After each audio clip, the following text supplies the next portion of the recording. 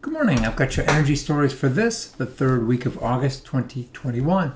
In the first story, Recurrent Energy, a subsidiary of Canadian Solar, signed a 15-year resource adequacy contract.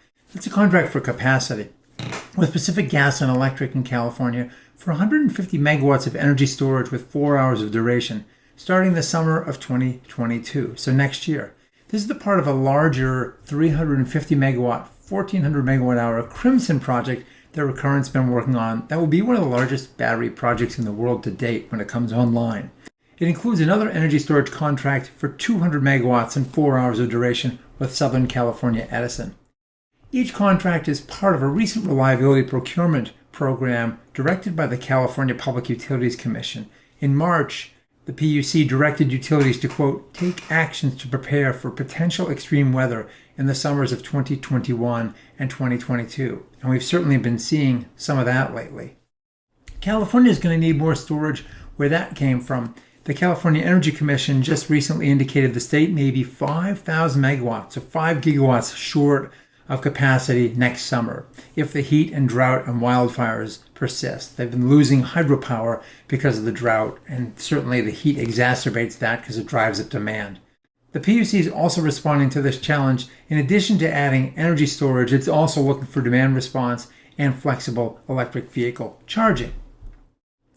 In the battery space, the liquid metal battery company Ambri just got a pretty healthy infusion of capital with $144 million coming in, among others from India's Reliance Industries, their subsidiary Reliance New Energy Solar, as well as strategic investors Paulson and Company and Bill Gates and a few others. The investment's intended to help Ambri expand its business selling grid-scale long-duration storage systems, which right now are designed for between 4 and 24 hours.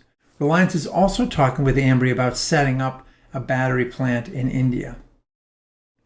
In the vehicle space, in EVs, Bloomberg News reports that EV manufacturer Rivian is looking at investing up to $5 billion to build a factory near Fort Worth, Texas, with capacity to build 200,000 vehicles annually.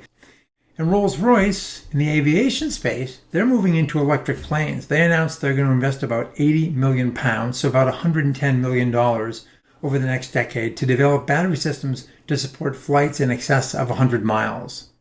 These battery systems will power electric and hybrid propulsion systems for electric vertical takeoff and landing planes, the ones that go straight up and then shoot off sideways, as well as commuter market fixed-wing aircraft with as many as 19 seats.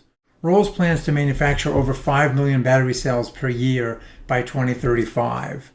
And Rolls-Royce and airplane maker Tecnam are working with a regional airline in Scandinavia, Widerøe, I think that's how you pronounce it, to develop an electric plane for the commuter market to be ready by 2026. On the East Coast, utility Dominion Energy will soon file its largest clean energy proposal in Virginia's triennial review process, totaling $1.5 billion in investments. The utility is proposing as much as 1,100 megawatts of solar, either owned by Dominion or through purchase power agreements with third parties, as well as 100 megawatts of battery storage. This is part of Dominion's 5-year plan to invest as much as $17 billion in zero-carbon generation and energy storage.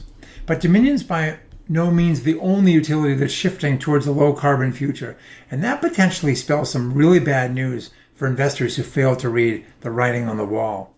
S&P Global Market Intelligence just announced last week in a report that investors in the U.S. could see as much as $68 billion in coal and natural gas investments stranded in this transition to a clean energy economy. This would include an estimated $34 billion of investments in new gas-fired baseload gen and about the same amount in pollution controls intended to extend lifespans of coal plants. S&P also indicated the number could increase if the U.S. were to increase the clean energy build-out as a consequence of the Biden proposed clean energy standard. Given the IPCC report last week and the bad news that came out there, it's probably prudent to bet on an even higher number. Well, that's all for this week. Thanks for watching. We'll see you next week. Take care.